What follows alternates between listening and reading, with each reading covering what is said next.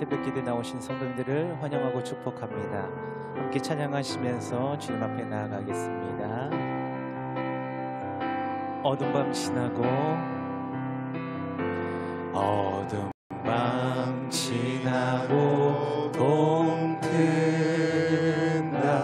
환한 빛 보아라 저 위 주 예수의 나라 이 땅에 고독의 내옥에 어둠 밤 지나고 동튼다 어둠 밤 지나고 동튼다 환한 빛 보아라 저 위 주 예수의 나라 이 땅에 고독했네 오겠네 옳은 길 따르라 의의 길 생의 만민의 참된 길 이 길 따라서 살 길을 온 세계에 전하세 만 백성이나 주 예수 따르라 주 예수 따르라 승리의 주 세계 만민이 나가 길과 진리요 참 생명 내 창검을 부수고 다 따르라와 평화 어둠 밤 지나고 동튼다 환한 빛 보아라 저 빛 주 예수의 나라 이 땅에 고독했네 오겠네 놀라운 이 소식 알리어라 세계 만민을 구하여 내 주 예수를 보내신 참 사랑의 하나님 백성이 따르게 어둠 밤 지나고 동튼다 환한 빛 보아라 저 빛 주 예수의 나라 이 땅에 고독했네 고난길 헤치고 찾아온 길 고난길 헤치고 찾아온 길 많은 백성을 구하길 모두 나와서 믿으며 온 세상이 마침내 이 진리에 살겠네 어둠 밤 지나고 동튼다 환한 빛 보아라 저 빛 주 예수의 나라 이 땅에 고독했네 오겠네 생명의 주여 면류관 받으시옵소서 날 위해 쓰신 가시과 나 기억합니다 저 겟세마네 기도를 늘 기억하게 하시고 그 십자가의 은혜로 날 인도하소서 누셨던 무덤 내게도 보이시옵소서 잠드신 동안 천사가 굳게 지키었네 저 겟세마네 기도를 늘 기억하게 하시고 그 십자가의 은혜로 날 인도하소서 마리아처럼 새벽에 주께로 갑니다 빈 무덤 내게 보이사 날 가르치소서 저 겟세마네 기도를 늘 기억하게 하시고 그 십자가의 은혜로 날 인도하소서 하소서. 고난의 잔을 날 위해 다 마셨나이다. 나 항상 나의 십자가 감당케 하소서. 저 겟세마네 기도를 늘 기억하게 하시고 그 십자가의 은혜로 날 인도하소서. 저 겟세마네 기도를 저 겟세마네 기도를 늘 기억하게 하시고 그 십자가의 은혜로 날 인도하소서.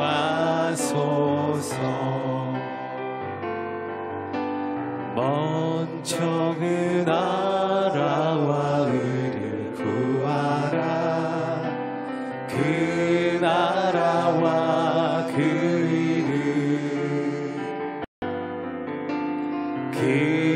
그리하며 이 모든 것을 너에게 더하시리.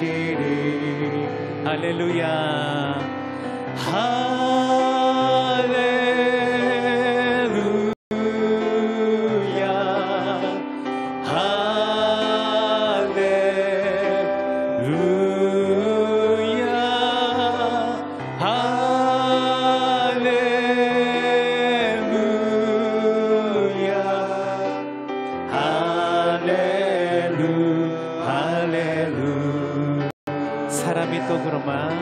사람이 떡으로만 살 것 아니요 하나님 말씀으로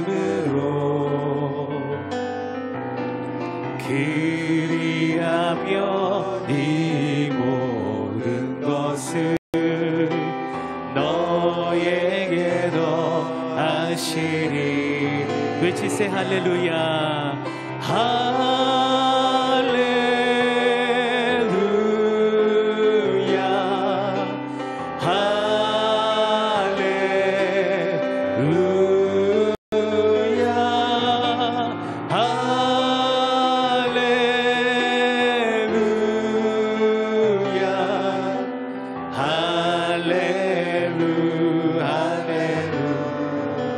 구하라 너희에게 주실 것이요 구하라 너희에게 주실 것이요 찾으면 찾으리라.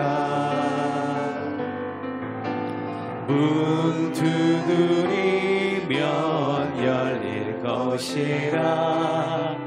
할렐루 할렐루 찬양 할렐루야.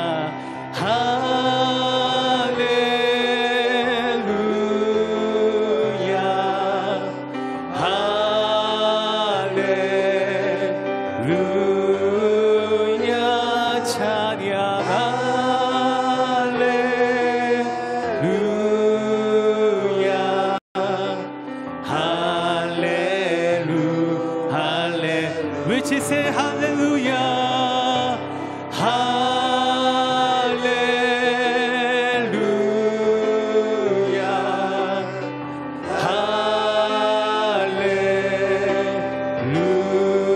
할렐루야.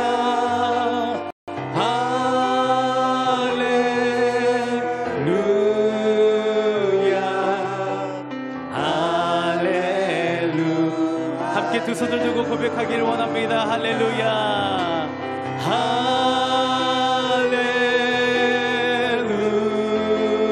할렐루야. 할렐루야.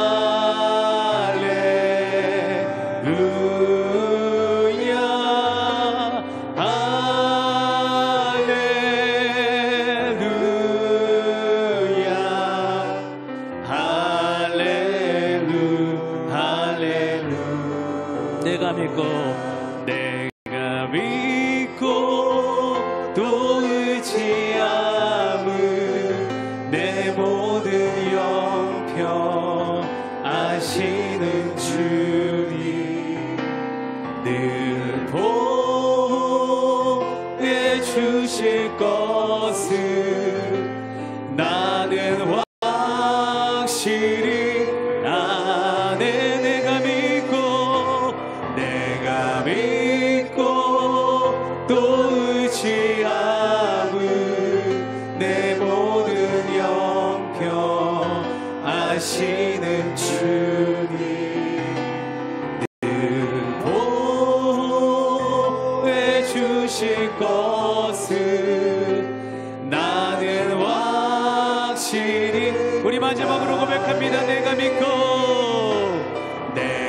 나 믿고 또 의지함은 내 모든 형편 아시는 주님 늘 보호해 주실 것을 나는 확실히 아네. 사도신경으로 신앙 고백 드리겠습니다. 전능하사 천지를 만드신 하나님 아버지를 내가 믿사오며 그 외아들 우리 주 예수 그리스도를 믿사오니 이는 성령으로 잉태하사 동정녀 마리아에게 나시고 본디오 빌라도에게 고난을 받으사 십자가에 못 박혀 죽으시고 장사한 지 사흘 만에 죽은 자 가운데서 다시 살아나시며 하늘에 오르사 전능하신 하나님 우편에 앉아 계시다가 거기로부터 산자와 죽은 자를 심판하러 오시리라. 성령을 믿사오며 거룩한 공교회와 성도가 서로 교통하는 것과 죄를 사하여 주시는 것과 몸이 다시 사는 것과 영원히 사는 것을 믿사옵나이다. 아멘. 이 시간 은혜 받으실 하나님 말씀은 마태복음 14장 22절에서 27절까지 말씀입니다. 마태복음 14장 22절에서 27절까지 말씀을 다 같이 봉독하겠습니다. 예수께서 즉시 제자들을 재촉하사 자기가 무리를 보내는 동안에 배를 타고 앞서 건너편으로 가게 하시고 무리를 보내신 후에 기도하러 따로 산에 올라가시니라. 저물매 거기 혼자 계시더니 배가 이미 육지에서 소리나 떠나서 바람이 거스름으로 물결로 말미암아 고난을 당하더라. 밤 사경에 예수께서 바다 위로 걸어서 제자들에게 오시니 제자들이 그가 바다 위로 걸어오심을 보고 놀라 유령이라 하며 무서워하여 소리 지르거늘 예수께서 즉시 이르시되 안심하라 나니 두려워하지 말라. 아멘. 할렐루야. 우리 옆에 분에게 서로 얼굴을 보고 인사하겠습니다. 오늘은 참으로 좋은 날입니다. 오늘 선교사님과 함께하는 새벽기도의 셋째 날 설교하실 선교사님은 일본 순복음 동경교회 긴시초 지성전 담당 목사이신 양현근 선교사님이십니다. 선교사님 나오셔서 믿음으로 살다가 영적 밤 사경을 만나면이라는 제목으로 말씀을 전해주시겠습니다. 우리 선교사님 나오실 때 하나님께 영광 올려드리시며 할렐루야로 우리 맞이하겠습니다. 할렐루야.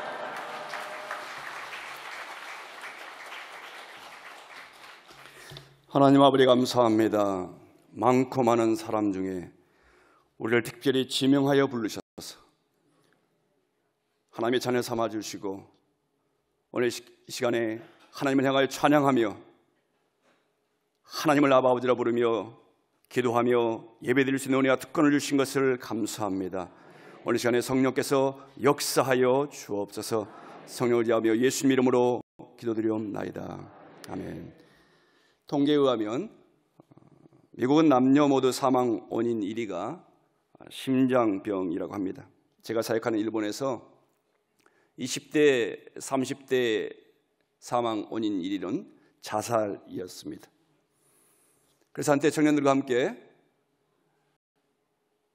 동경시내 신주쿠 알타앞이라는 곳에 가서 젊은이들을 향해서 주말이 되면 자살하지 말 것을 애친 적이 있었습니다. 인생은 살다 보면 변덕스러운 날씨 같은 그런 일들을 많이 만납니다. 어제는 좋았다가 오늘은 어려움을 만나고 또 저녁에는 기쁜 일이 있다가 그 다음 날은 날씨가 굳은 것처럼 별로 좋지 않은 일이 생기고 또 오늘 갑자기 태풍이 불어왔다가 또 햇빛이 쬐는 듯 했다가 다시 비바람이 불어오고 이런 변덕스러운 날씨 같은 것이 인생인 듯 합니다. 오늘 마태복음 14장 22절 27절은 마치 인생이 변덕스러운 날씨 같은 것을 보여줍니다. 제자들은 지금 풍랑을 만나 생사를 가늠할 수 없는 어려움 가운데에 빠졌습니다. 제자들이 이런 어려움을 겪기 전에 무슨 일이 있었습니까? 오병이어 사건이 있었습니다. 기적을 경험한 것입니다. 그런데 그 감격적인 일을 경험하고 불과 몇 시간 후에 어려움을 만나서 위기를 만났습니다. 제자들의 풍랑을 만난 원인이 누구에게 있는가 자세히 보면 마태복음 14장 22절에 이렇게 말씀합니다.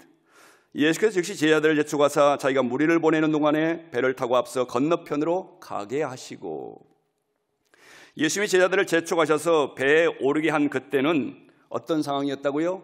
오병이어 기적을 목격하고 흥분에 쌓여 있었던 시간이었습니다.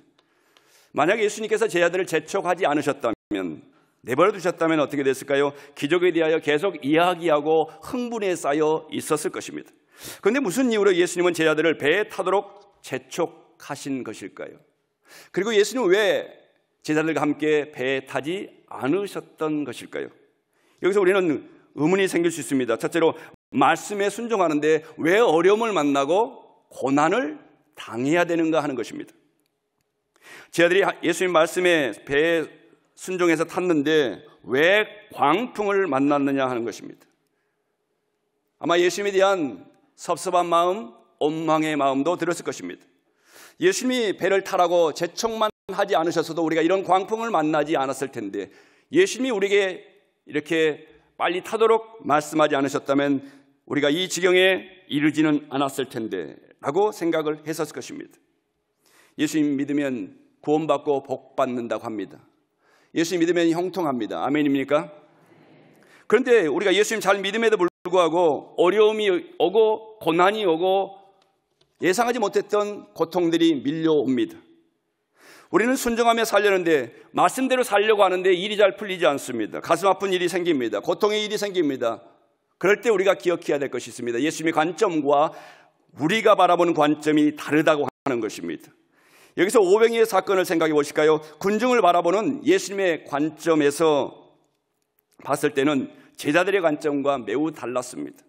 오병이의 사건은 인간의 관점으로는 흥분의 사건이요, 잊을 수 없는 일이요, 너무너무 기분 좋은 사건이었고 너무너무 흥분되는 분위기였지만, 예수님은 그 광경을 오히려 위험한 광경으로 관점을 가지고 계셨습니다. 그래서 성경에 보면 예수님은 제자들을 재촉하셔서 그 자리를 떠나게 하셨던 것입니다. 오늘 마태복음 14장 22절 다시 보시면, 예수께서 즉시 제자들을 제촉하사 자기가 무리를 보내는 동안에 배를 타고 앞서 건너편으로 가게 하시고, 사람의 관점으로는 사람들이 박수치고 열광하고 인정해 주는 것이 성공이라고 생각합니다. 그러나 예수님의 관점으로는 그것이 오히려 위험했던 것입니다. 마태복음 14장 13절을 보면 오병이어 사건이 바로 있기 전에 예수님께서 들으시고 배를 타고 떠나서 따로 빈들에 가셨다라고 말씀합니다. 인간의 관점에서 빈들이나 광야는 피하고 싶은 것입니다. 누구도 인정해 주지 않고 누구도 박수치지 아니하고 누구도 알아주지 아니한 혼자 있는 빈들은 외롭고 피하고 싶은 장소입니다.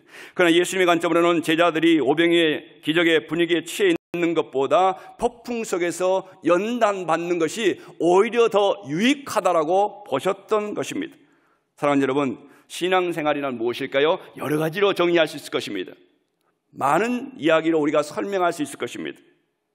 그 중에 하나는 세상의 관점에 익숙했던 우리가, 세상의 가치관에 너무나도 익숙해져 있던 우리가 나의 관점과 내 가치관을 십자가 앞에 내려놓고 예수님의 관점으로 변화하려고 애쓰는 것이 신앙생활이다라고 말할 수도 있겠습니다.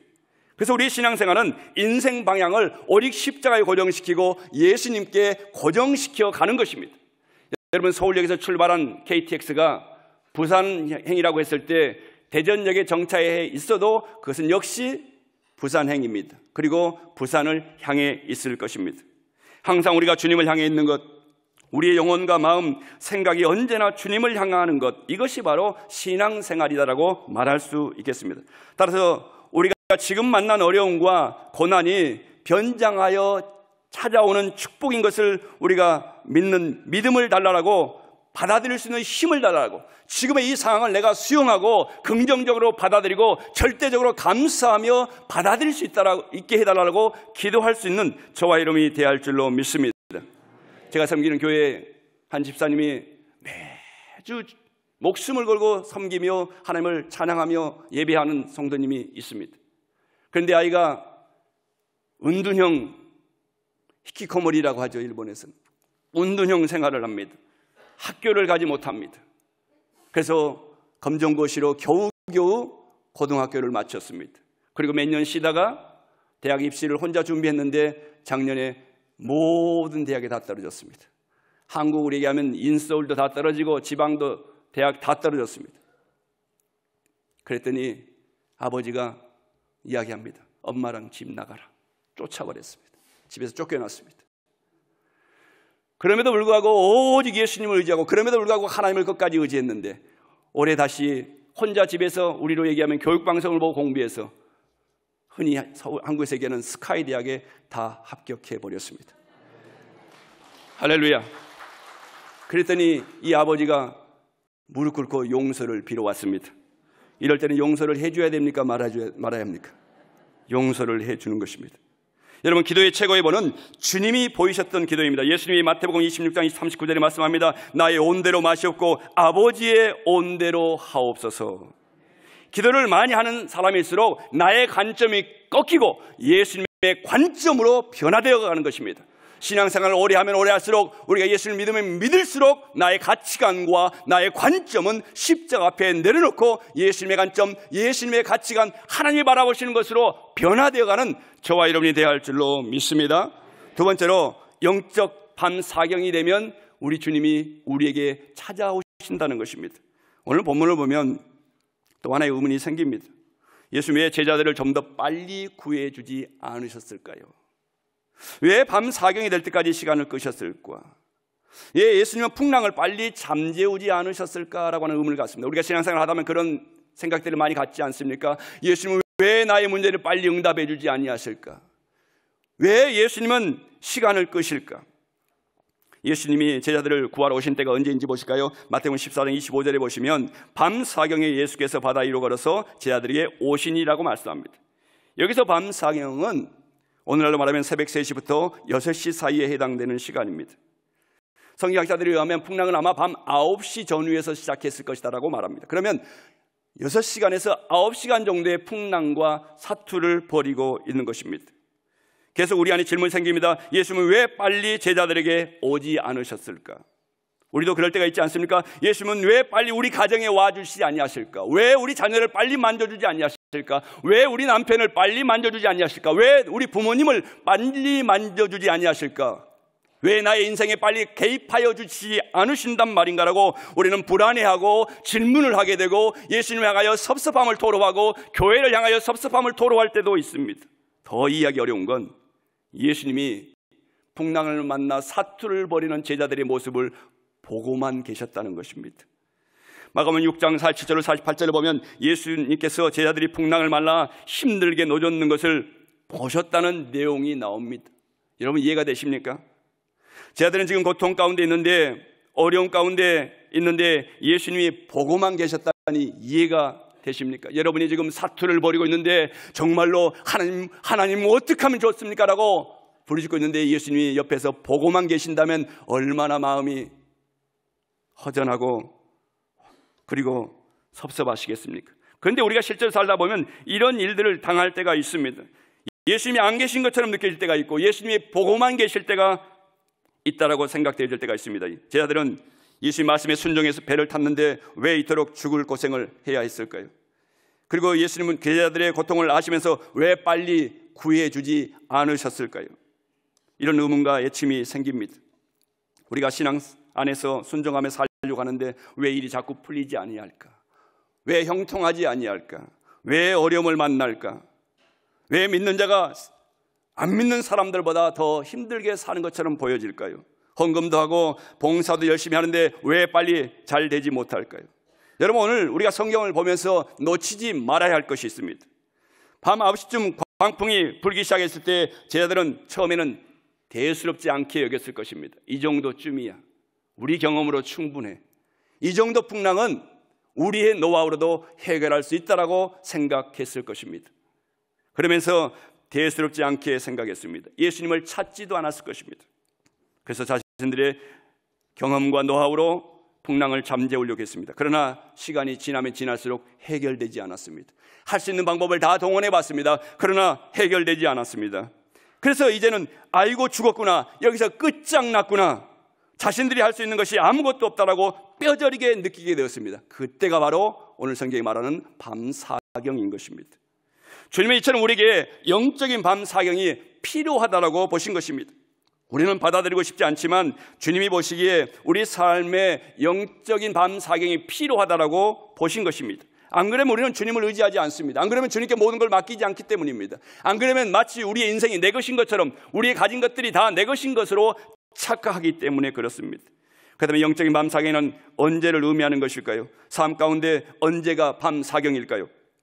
자신의 힘과 경험과 노하우와 가진 것으로는 이 환경을, 이 문제를 절대로 이겨낼 수 없다라고 주님 앞에 두 손 두 발 다 들고 천부여 의지 없어서 손 들고 옵니다라고 고백할 때가 밤사경인 것입니다.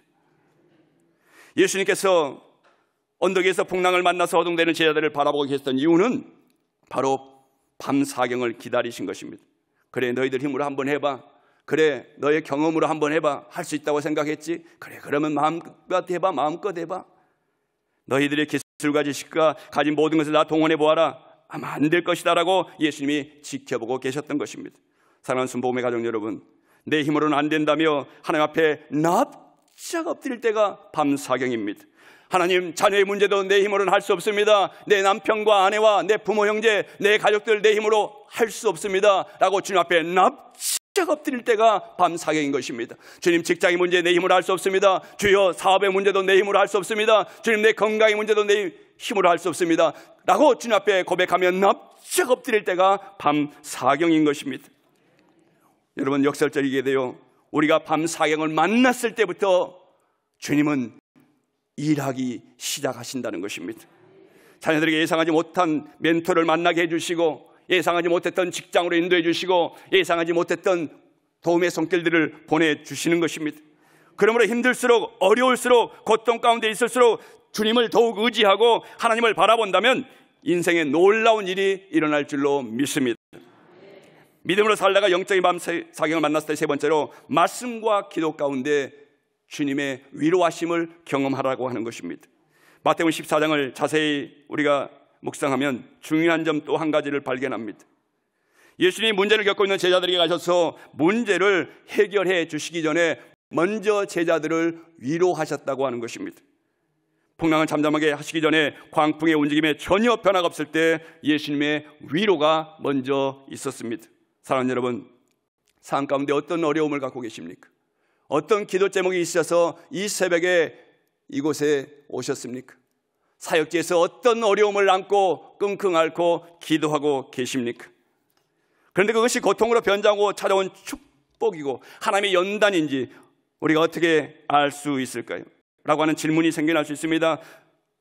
고통은 변장하고 온 축복입니다라고 하는 이야기를 많이 들으셨을 것입니다. 그런데 그것이 진짜인지, 고통의 모습을 과장한 축복이 사실인지 어떻게 알 수 있냐라고 묻고 싶습니다.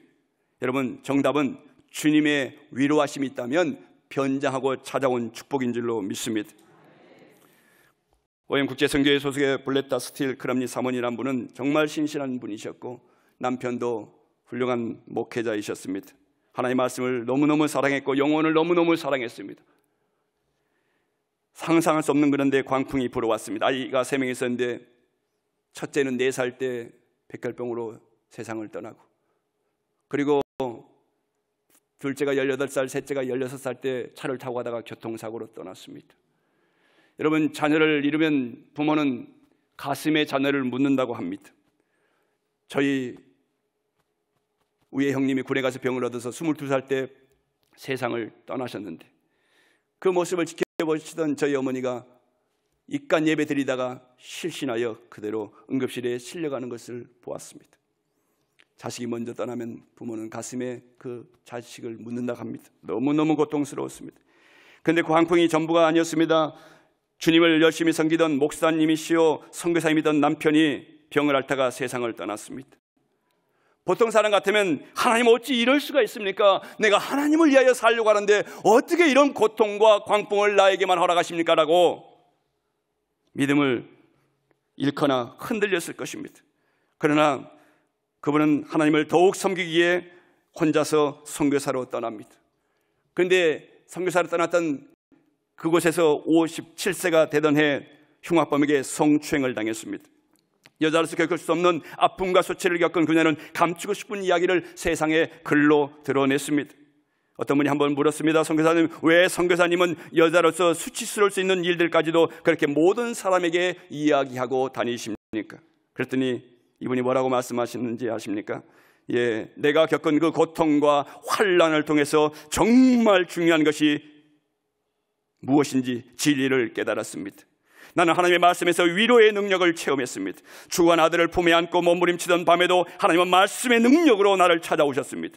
남편이 숨 한 번 들이마시기에 죽을 힘을 다했던 그 밤에도 하나님은 내게 찾아와 위로해 주시고 말씀해 주셨습니다. 그리고 놀랍게도 그분의 말씀이 나의 비통함을 치유해 주신 것을 볼 수 있었습니다라고 고백합니다. 사랑하는 남편과 자녀들은 하늘나라에 갔으니 그 이상 바랄 것이 없었고 이 땅에 남아있는 자신은 하나님의 상상할 수 없는 위로하심을 경험했으니 모든 것이 기뻤다라고 고백합니다.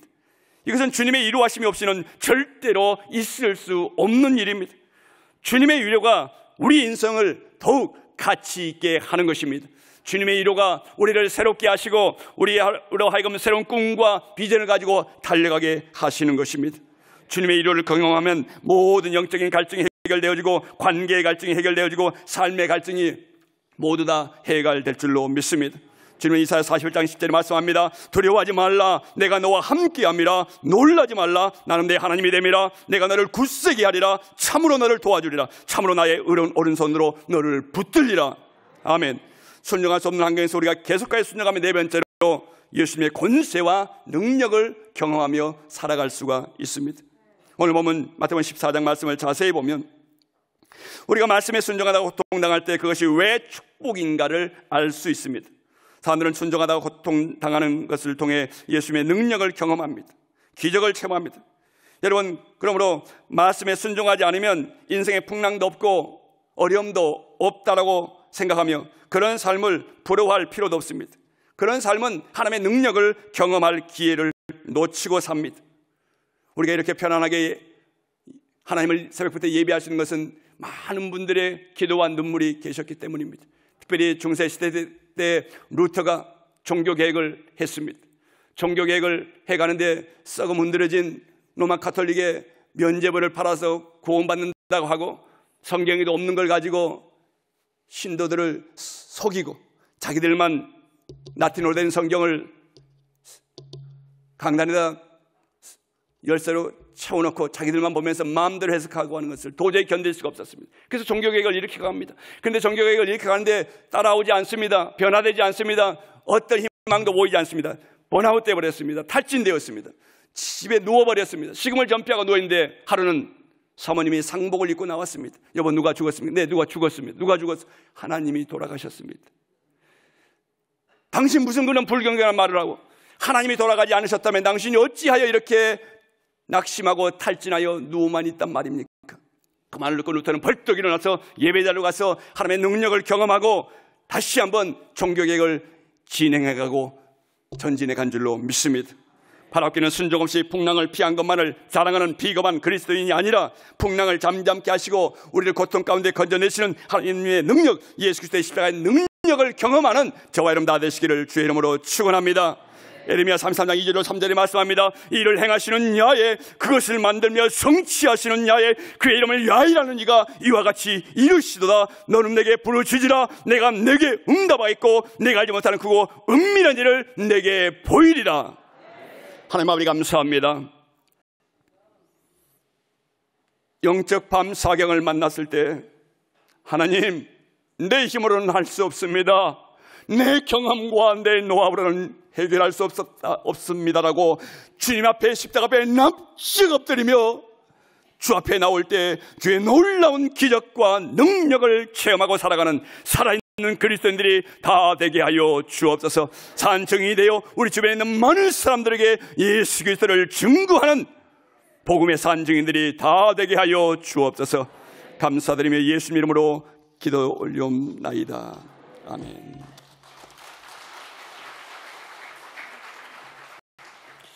자, 은혜로운 말씀을 전해주신 우리 선교사님께 다시 한번 감사드립니다. 기도하겠습니다. 하나님 아버지 감사합니다. 오늘도 귀한 선교사님을 통해서 은혜의 말씀을 주심을 감사합니다. 하나님의 말씀과 같이 어떤 환경 가운데서도 인생의 밤사경을 만났을 때 예수님 한 분만 바라보게 하여 주시고 믿음으로 신앙생활에 승리하는 삶을 살게 하여 주옵소서. 이 시간 귀한 예물 드린 손길이 있습니다. 그 손길을 축복하여 주옵소서. 우리 교회에 큰 부흥을 주시고 특별히 당회장 목사님 능력과 지혜와 건강을 더하여 주옵소서. 제49회 순복음 세계 선교대회와 선교사 수련회가 오늘 시작됩니다. 매 시간마다 은혜를 더하여 주시고 성사님들이 육적인 쉼과 영적으로 재충전받는 귀한 시간이 되게 하여 주옵소서. 예수님 이름으로 기도드립니다. 아멘. 하늘에 계신 우리 아버지여, 이름이 거룩히 여김을 받으시오며 나라가 임하시오며 뜻이 하늘에서 이루어진 것 같이 땅에서도 이루어지이다. 오늘 우리에게 일용할 양식 주시옵고 우리가 우리에게 죄 지은 자를 사하여 준 것 같이 우리 죄를 사하여 주시옵고 우리를 시험에 들게 하지 마시옵고 다만 악에서 구하시옵소서. 나라와 권세와 영광이 아버지께 영원히 있사옵나이다. 아멘. 할렐루야. 하나님께 영광의 박수 올려드리겠습니다. 이제 기도하는 시간입니다. 이 시간 나라와 민족을 위해 기도해 주시고 교회와 담임 목사님의 사역을 놓고 기도해 주시고 각자 가져나오신 문제를 놓고 기도해 주시고 특별히 선교사님의 사역지와 교회와 가족을 위해 다 같이 주여 삼창하시고 기도하겠습니다. 주여! 주여! 주여! 사랑과 은혜가 충만하신 주님 감사합니다.